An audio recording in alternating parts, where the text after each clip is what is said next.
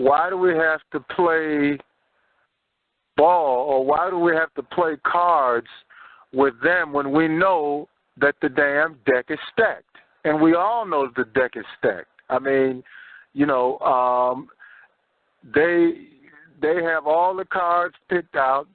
You know, they're the dealer.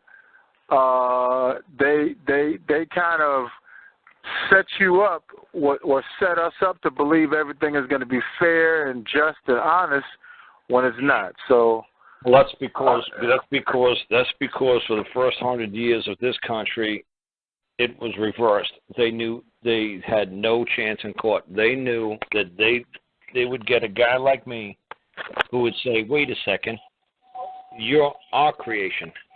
I don't answer to my creation. I'm the creator." It's just like what I say to people when you say about God. Now, you could pray to God all you want, but if God doesn't do what you want him to do, what are you going to do? Sue him? Right. They're flipping it around. They're flipping around. It's just the same thing. Like I say to people, if you know history, like you know, the Chinese emperors always had to have their feet bound in these little tiny cloths, so they couldn't really walk out of the palace, and they had these really huge fingernails. Because all the people who raised them up since they were little kids said, well, gods have little tiny feet and gods have really long fingernails. So what they were doing is they were basically crippling the king. So the king couldn't sign anything. The king couldn't walk anywhere. And they told him you couldn't leave the palace because this is like heaven and, you know, you can't leave the palace. So they basically were, they were running the show. And they had no power. And all those clowns, if you actually read them, they were all eunuchs. So basically, they had nothing worth living for, I guess, in their minds. It's like, what the hell? Let's screw with the king then. You know, since we can't screw women, let's screw with the king.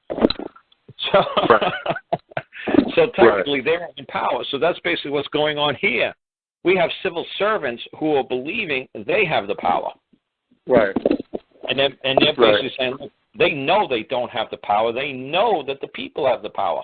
And the same thing with the legal society. They know that they can't testify in open court under oath of affirmation. They know they can't even notice the court. They know they can't even present any evidence or facts before the court. They know they have no standing in court. They know it.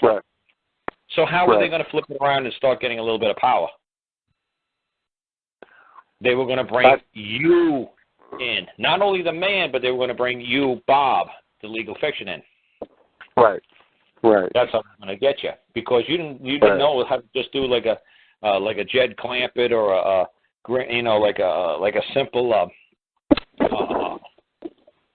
You just didn't know how to talk simple. It's like, well, I don't know about this old birth certificate, but I do know I'm a man, and I know I didn't cause no man no harm. So I don't understand why I'm here then. It's like, well, because the statutory code 13 is that saying that I caused some man a harm? No. Then I still don't know why I'm here. Right. Oh, let me explain. They'll say, let me explain it again to you. When you were walking across the street, you did an X31, X key 23724. That's direct violation of the California Code. Well, I'm very sorry that I hurt Mr. Code, but if he's here, and I'll shake his hand and I'll ask him if he's okay. If I violated him, I don't remember taking anything out of my pants and violating anybody. Right. You know, it's like I don't remember. You know, but if he says I did. How do you respond if someone says, well, Carl, the court does not recognize the living man, does not recognize man, and you know the court only recognizes corporations or the corporations that they have created through man, so I can't hear you, or the judge might pretend I can't hear you when you come in and say, look, I'm a man.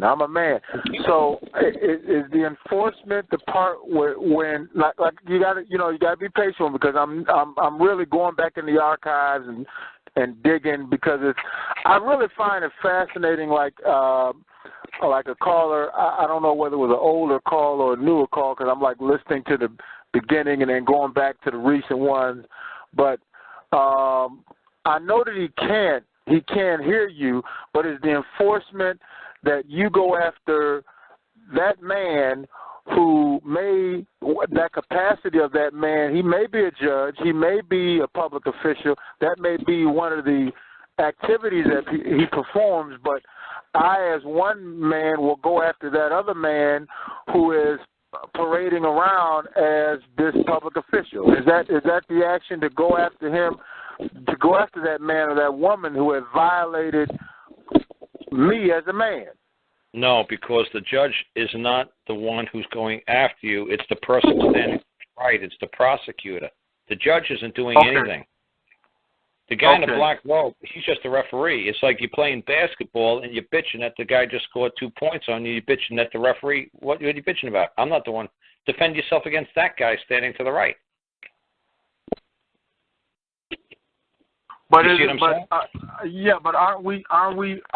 Because I know that in the real world they're supposed to be objective, and they're supposed to be a referee. They are. You just got to make sure. You just got to make them aware that you don't grant them any authority over you. So you just got to. You have to do it in writing. You never say it in court, because if you say it in court, obviously you're speaking the same language he understands. You got to put it in writing and say, where do you believe you derive the authority over I, a man? And the judge will say, the guy in the black robe will say, I have no authority over you as a man. That's right. So where does the prosecutor derive his authority over I, the man?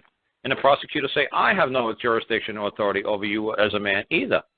It's like, okay, then is there anything else I could help you with today? Because I just stand here as a man. Is there anything else I could help you with today before I go home? And that's it. I'm here. You're here today. We want to know who Joe Blow was, who John Joe was, that ran that red light on such and such a Miller Street, and he's been charged with violating this code. You could just say to them, if you wanted to say something funny, you say, do you believe I, a man, is a requirement of I, a man, to go from point A to point B to have a license for a man? You believe a man is required to have a license to go from point A to point B? Well, they're not going to even. They're going to try to walk right out of that one. They're not. Well, of course they're going to say, well, they're going to say yes or no. Do you believe that it's required of I, a man, to go from point A to point B, that I have to be licensed, permitted, and insured to go from point A to point B? See, but I did this all in writing way before I walked in. Yeah. Because, they will try to squirm and weasel out of any issues that either man presents, because they don't want to hear from either man. They want to hear from that person that they have created through either man. Even when you are in court as a man, if you're answering to the person that's done wrong, you're basically acting like the daddy for your son who did wrong driving a car. You're acting in the capacity of the person, which you have liability for. Okay. So all I'm trying to say is you do like I said, this man in Indiana with these folks and with the IRS, or these people with the EPA in Indiana. I'm doing everything pre-hearings, pre-trials, pre-everything. Okay. Everything is in writing. Everything. We're going to get this down to when we walk into the courtroom, there's only going to be one question only. Boom. And that's it. Answer this question. I got nothing else to say but answer that one question. Everything else we already settled.